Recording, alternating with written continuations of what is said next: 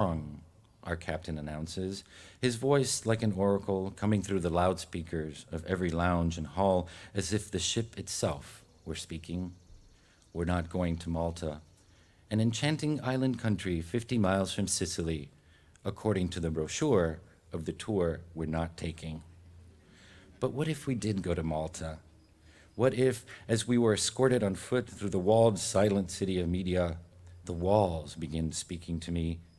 And after we stop a few minutes to admire the impressive architecture, I feel Malta could be the place for me. What if, as we stroll the Pattersons and admire the panoramic harbor and stunning countryside, I dream of buying a little Maltese farm and raising Maltese horses in the green Maltese hills? What if, after we see the cathedral in Mosta saved by a miracle, I believe that Malta itself is a miracle?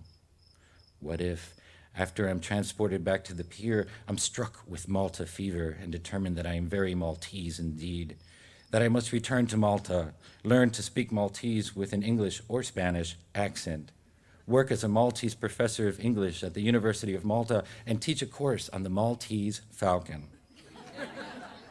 Or what if, when we stop at a factory to shop for famous Maltese ware, I discover that making Maltese crosses is my true passion?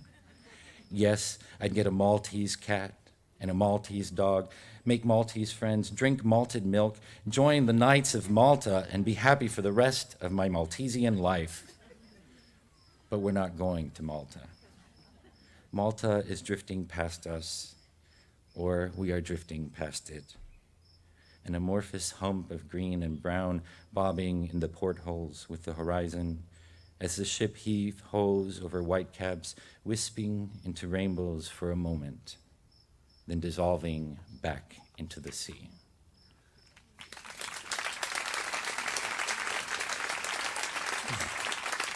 Thanks. It's very encouraging. One of the other places I think we find home is in history, and I think I was, during our interview today, we were talking about this. One of the things that when you first get to a place is you go to a place like the Hillstead and you want to learn the local history and it makes you feel at home. History is a place of where we feel we can belong. Rome, one of the oldest cities in the world, is kind of hard to grasp that at least that was my impression. It's like you wake up and you see the Colosseum and you go, what do you do to top this? Like how do you belong to this? How do you follow this? How do you sort of fold yourself into this? And so there's that idea. And also in this poem, there's the idea of the art or the poet being a historian, and that what is your sort of place in history and what is to record, and to the emotional history, obviously. Time as art in the eternal city. The first shadows appear like cells, slowly dividing from every tree and lamppost, while my first words divide from me onto my journal, trying to capture how dawn light melts over the city's blank windows and its ancient doors, opened 100,000 mornings to the sun with questions, and closed on the moon's face without answers. All the days that have fallen through these courtyards and alleys, the lives that have worn these cobblestones gray, all the gray doves that have been cast into flight by how many church bells?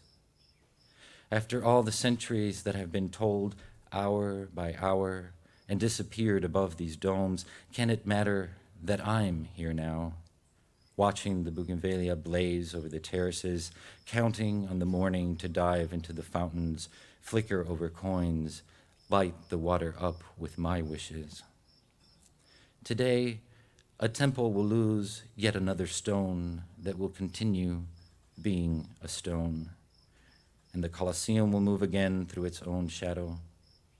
Today, the murdered and murderers will be remembered and forgotten, and an empire pardoned for the sake of its beauty in the city where time is an art.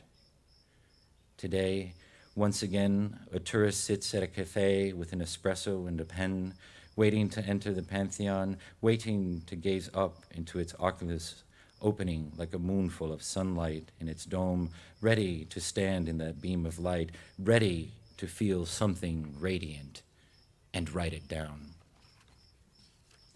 Thanks.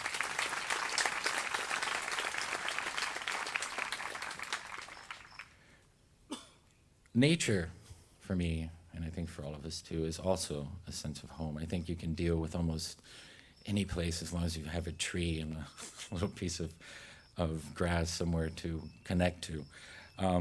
During my time that I lived in Guatemala, I found that especially true. Guatemala is the most impressive nature and geography I've ever seen. And this poem stems obviously from one of the experiences there. Winter of the Volcanoes. Volcanoes everywhere, like cathedrals at the end of every stretch of cobblestone I wobble through. Volcanoes triangulating the view in every window and reading over my shoulder on the patio at night, funneling the stars between their peaks, threatening to grumble and leave La Antigua to rise a third time out of ruin. Volcanoes keeping watch like a jury of 5 gods, Achetanango, Fuego, Tejamulco, Agua, and Pacaya, the one I climbed, step by step through rows of corn groomed like manes by Mayan hands, through the quilt work of terrace farmers' patches, through clouds veiling through pinewood forests, until I walked in pumice fields, barren as the moon, if the moon were black, and spelled out my name with freshly minted stones laid down to claim I was here on this newly kilned rock that in a few eons will be the soil of the valley, the earth I savor in my coffee, the dust that settles over the sills and countertops. I scaled the peak, reached the crater, and stood balanced on its igneous lip, speechless, looking into the cauldron of molten blood-orange petals, a pearlescent fire, an open wound weeping smoke, terrified I might fall, terrified that for a moment I'd let myself be seduced by the pure, living heart of the raw earth, saying, "Here, let me take you back."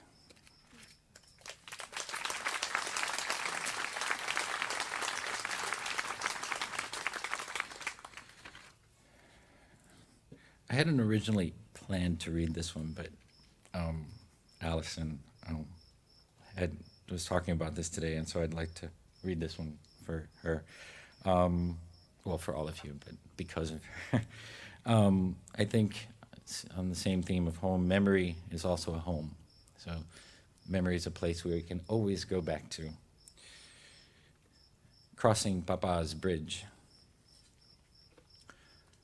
Morning, driving west again, away from the sun, rising in the slit of the rearview mirror, as I climb on slabs of concrete and steel bent into a bridge, arcing with all its parabolic Y-squared splendor. I rise to meet the shimmering faces of buildings above treetops meshed into a calico of greens, forgetting the river below runs, insists on running and scouring the earth, moving it, grain by grain. And if only for a few inclined seconds, I am again a son, with my father on a morning I was 12 at the 10th floor window of his hospital room, gazing at this same bridge like a mammoth bone, aching with the gravity of its own dense weight. The glass dosed by a tepid light reviving the city as I watched and read his sleeping, wondering if he could even dream in such dreamless white. Was he falling or flying? Who was he? Who was I underneath his eyes, flitting like the birds darting across the rooftops? The stars wasting away above rush hour cars pushing through the avenues like the tiny blood cells through his vein. The ivy spiraling down like a string of clear licorice to feed his forearm, bruised pearl and lavender, colors of the morning haze, and the pills on his tongue. The stitches healed while the room kept sterile with the usual silence between us. For 3 days, I served in water or juice in wilting paper cups, flipped through muted soap operas and game shows, and filled out the menu card stamped bland diet.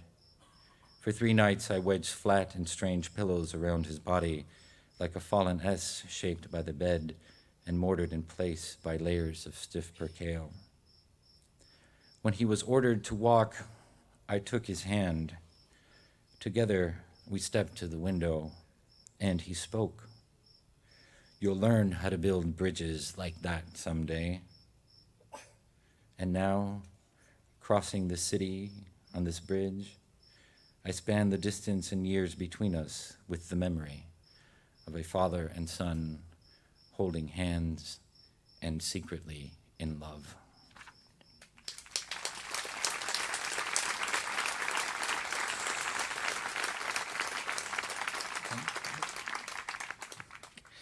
I'll get about 3 more here, and then we'll relax. Again, living in Miami was like living in another country, and I think this poem is kind of self-explanatory, but here goes. This is the first time I read this. So, when I was a little Cuban boy, oh, Jose, can you see? I cannot sing. By the dawn's early light. That's how I sang it when I was a little Cubanito in Miami, and America was some country in the glossy pages of my history book, someplace way up north where everyone looked white, cold, and perfect. This land is my land, and I wanted to live there in a brick house with a fireplace, a chimney with curly cues of smoke. I wanted to wear breeches and stockings to my chins, those shiny black shoes with the cool gold buckles. I wanted to eat yams with the Indians, shake hands with the Negros, and dash through snow I'd never seen in a one-horse hope and say. I wanted to speak British, say really smart stuff like Fours Core and 7 years ago, or One Country Under God in the Visible. I wanted to see that land without palm trees, only the strange sounds of flowers like petunias, peonies, and patience waiting to walk through a door someday, somewhere in God Bless America, and say, Lucy, honey, I'm home. That's fun. I gotta take singing classes for that one. I have 2 more, and then we'll call it a night. The other funny thing about home is, like, no matter where you go, right, you always take something, you always try to recreate something there. And of course, it's usually a flop. Or you end up just transforming yourself through the months and years. This poem speaks to that. And this was after about a year after living up here. And I'm not Mexican. I don't want to confuse anybody. This is really good friends of mine that are Mexican. We had this almuerzo, which is a luncheon. Mexican almuerzo in New England for Marina. Word is praise for Marina up until 3 a.m. the night before her flight, preparing and packing the platos tradicionales she's now heating up in the oven while the tortillas steam like full moons on the stovetop. Dish by dish, she tries to recreate Mexico in her son's New England kitchen, taste testing el mole from the pot, stirring everything, el chorizo con papas, el picadillo, el guacamole. The spirals of her stirs match the spirals in her eyes. The scented steam coils around her like incense, suffusing the air with her folklore. She loves Alfredo, as she loves all her sons, as she loves all things. Seashells, cacti, plumes, artichokes. Her hand waves pull us to circle around the kitchen island where she demonstrates how to fold tacos for the gringo guest, explaining what is hot and what is not, trying to describe taste with English words she cannot savor. As we eat, she apologizes. Not as good as at home, pero bueno. It is the best she can do in the strange kitchen, which Cele disguised with papel picado banners of our names cut out of colored tissue paper. Mari, Sarah, Gus in piñata pink, Serge, Pablo, Nink in maize yellow, Nat, Marina, Rick in Guadalupe green, hanging over the lintels of the patio filled with talk of early spring and do you remembers, leaving an aftertaste of memories even the flan and café negro do not cleanse. Marina has finished. She sleeps in the guest room while Alfredo's paintings confess in the living room, while the papier-mâché skeletons giggle on the shelves, while shadows lean on the porch with rain about to fall. Tomorrow, our names will come down and Marina will leave with her empty clay pots, feeling as she feels all things: velvet, branches, honey, stones, feeling what we all feel. Home is a forgotten recipe, a spice we can find nowhere, a taste we can never reproduce exactly.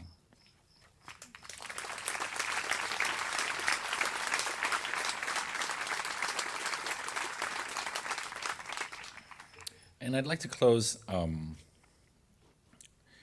with this poem that ends itself on the question that I began with. So,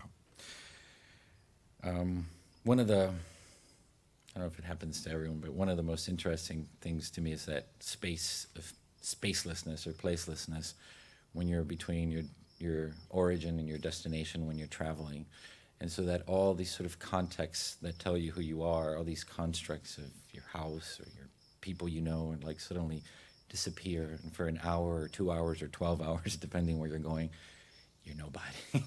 This sense of just very scary and at the same time sort of very peaceful in terms of its surrender. Crossing Boston Harbor. The horn blares once, twice, sounding like iron, a dull and heavy slap across the wind's face.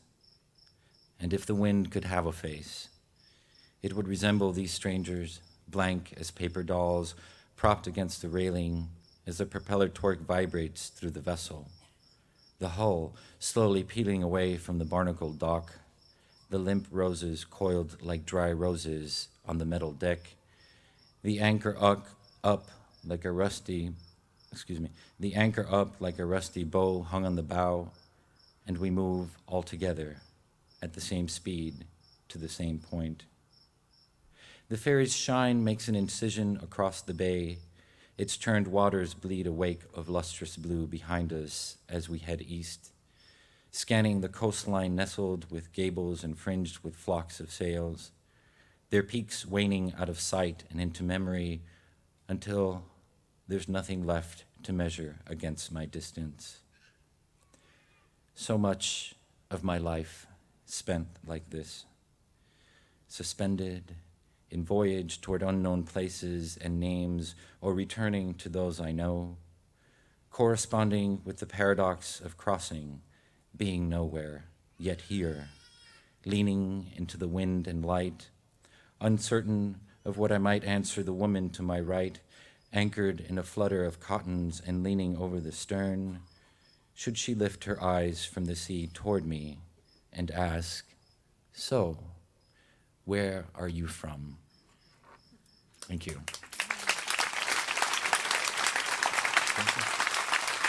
Whoa,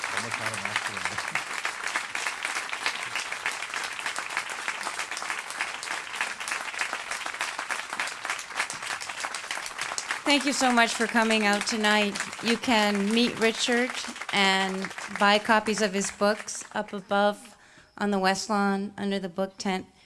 I understand there are still a few spaces open in his workshop tomorrow on contemporary sonnets, 2 to 5. There's a registration form in your playbill. Please come back in 2 weeks, June 30th, for Suzanne Cleary, winner of Hillstead's National Poetry Competition, and the Deb Pasternak Band. Thank you.